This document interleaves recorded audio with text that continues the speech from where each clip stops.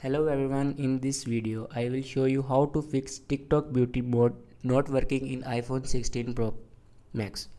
So before watching this video, don't forget to subscribe the channel and press the bell icon.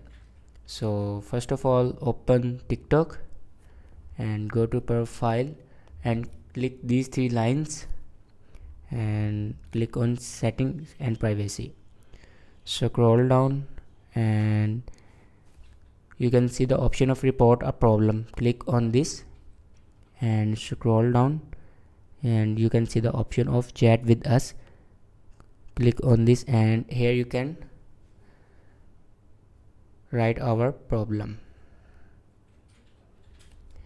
Beauty mode is not working on iPhone. Please fix this issue and send this.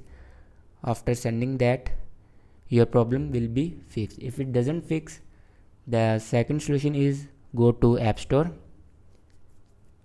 and search TikTok. After searching that, you can see this.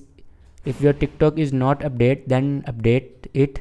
After updating TikTok, your problem will be fixed and your TikTok will be work properly.